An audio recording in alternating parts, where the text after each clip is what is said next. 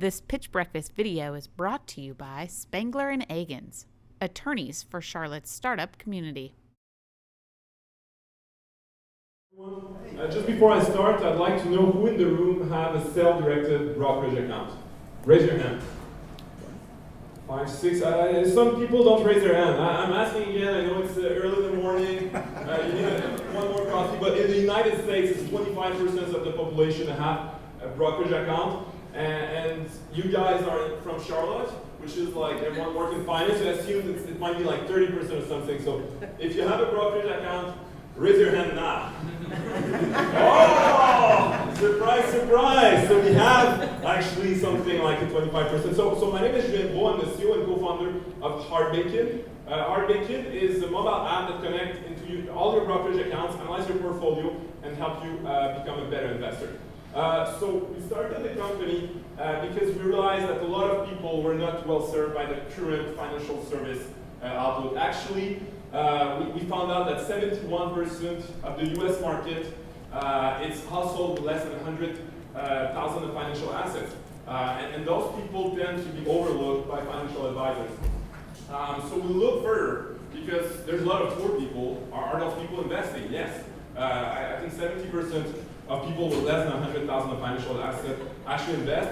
20% of them are delegators. So they're looking for an advisor or someone to manage their money for them. So they're not our customer. We're more in the self-directed validator kind of space. So we're targeting basically the validator and the soloist. Soloist is a self-directed investor. He's confident to invest himself. And the validator are basically people that want to be involved, want to know where their money is, but still need a validation, whether from tools or from an actual advisor. So the problem is that 92% of advisors will refuse a customer with less than 100,000 of financial assets. And okay, so there's like 8% of advisors will take those people as a customer. The problem is that they take a percentage of assets. So since the asset is super small, they'll take 5 minutes with you. They'll ask you a couple questions as the regulatory framework forces them to, and then they're going to sell a mutual fund, take the next call. So they're not really working very hard for you. It's just the nature of stuff. The alternative is a self-directed brokerage account. A lot of you guys have one. The problem is that it's easy to make mistakes when you manage your money yourself. So for a lot of people, what is supposed to be a low-fee, good way to invest can turn out to be a bad investment because people make simple mistakes. Third option is robo-advisor. They're highly popular. People manage their money for you. The only problem is that if you see the need to build a strategy just for you, it's a one-size-fits-all. So it's not for everyone. So this is a mobile app that we're actually launching in a week. So it's already developed. It's very nice. And basically, it's what your brokerage should be doing right now. But I think it's not doing it. Is it doing that? Is your brokerage doing that? No, right? So basically, connect all your accounts. So just to tell you how, like your global portfolio across, if you have more than one account, you can click on each security and learn more. What is this company and so on. Second thing it does, it analyzes your portfolio across 8 indicators. So are you diversified enough? Are you overexposed to certain sector? And if you see the red and green lights, you can click on it and we explain to you in plain English, so no numbers, just English explanation of what's wrong or what's great about the portfolio. Third thing we do is we create a list of stocks, ETF, and model portfolio that fits your interest. So the idea is that if you don't understand something, it's likely that you won't be the best person to make a choice on it. This is our next step. So this is not yet developed, but that's where we're going. Basically, the next step is to allow people to make trades directly on the app. So you don't need to go back to your brokerage. You can make the transaction from our app, and it's going to be placed in your account. And before each transaction is complete, we're going to tell you what's the impact of this transaction on your portfolio. So instead of coming after the fact and telling you, oh, a year ago you should have been doing that, we're telling you right away. Another thing we do is that we do financial recommendation based on your risk profile, your behavior, and your interest. And the third thing is we're going to answer all your questions in less than 24 hours through like a chatbot technology assisted by an actual advisor. So where we stand, it's a crowded market, but very few people are targeting the validator and giving the pure freedom that a self-directed brokerage afford. So how we differentiate, we don't take a percentage of asset under management. So it's only $10 a month, and we offer account aggregation, we offer portfolio analysis, and a bunch of stuff that the other guys don't offer for very, very low price.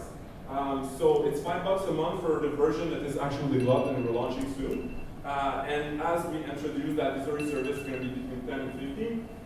We raised the crowdfunding campaign, so it was $70,000 that we raised when it was just an idea. So I'm just going to go straight to the ask. Oh, there's no ask. Anyway, we're a great team and raising $500,000 to go to the next level. So this money will be used to acquire 12,000 paying subscribers to get registered at the SEC and to develop further products. Thank you very much.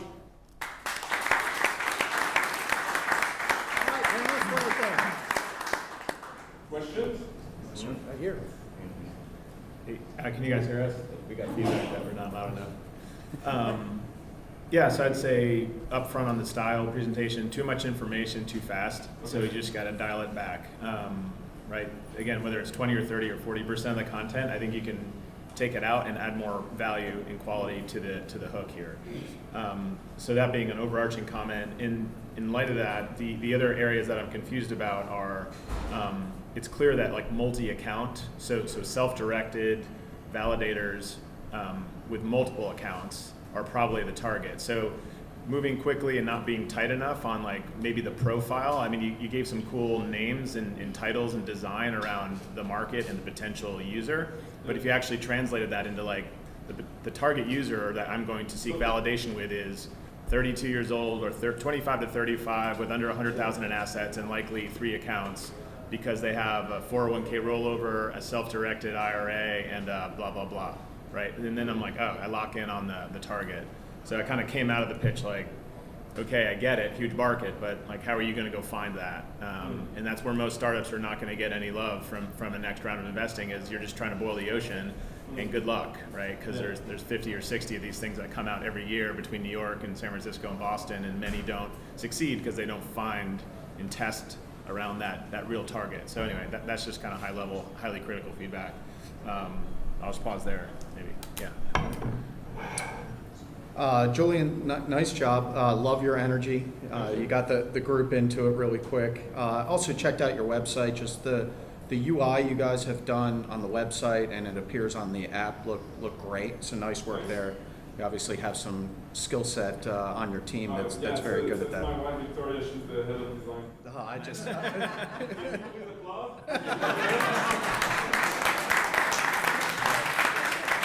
That wasn't staged.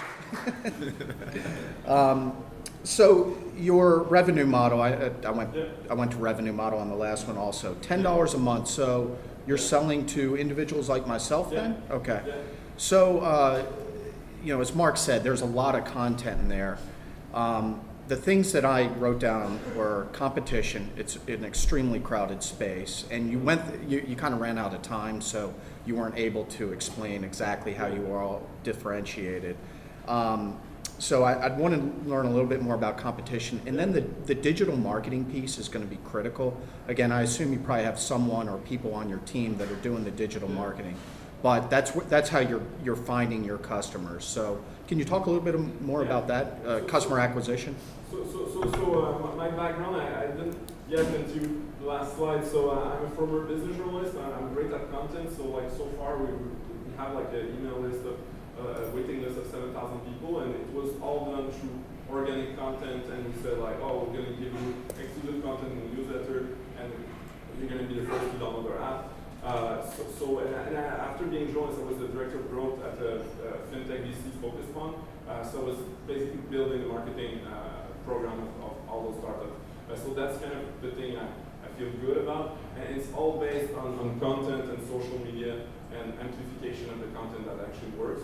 And we're targeting 25 to 45. So like right now, I know in Charlotte, like people don't like when I use bad words, but I use like more bad words and people, we engage people basically that like this 25 to 45 young professional would see like something about like how to well plan your future, blah, blah, blah. They would never click on it, they wouldn't engage. And we managed to engage a lot of people that are, like if you say, like you talk about retirement and doing the right responsible thing, they're not gonna click.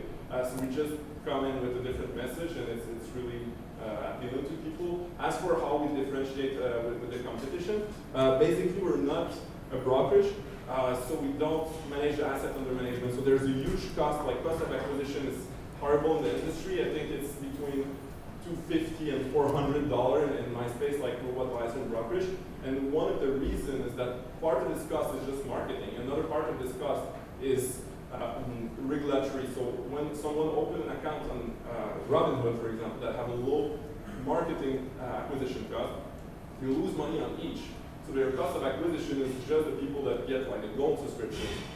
So for one person with a gold subscription, they lose a bunch of money on 20 or 100 people. So the thing is, you make money on each new customer. In the US, there's a startup called Bloom with 3O. And they have basically tracked above, I think, $1 billion of assets, but they don't manage it. So I think they raised only like 10 million to go to a level that other startup like Betterment raised like $500 million to get. So it's much easier to acquire someone if you don't ask him, can you please sign all those documents and transfer all your money to me. So that's one of the part that we're doing different. Yeah, so like what you just talked about, I would go back to the idea of we're a content-led marketing or content marketing-led acquisition model that has profitable customers within whatever. If it's 1 month, you should be saying that because there's very few companies that actually do that. I think that's the story, to be quite frank. Like, I mean, I really do.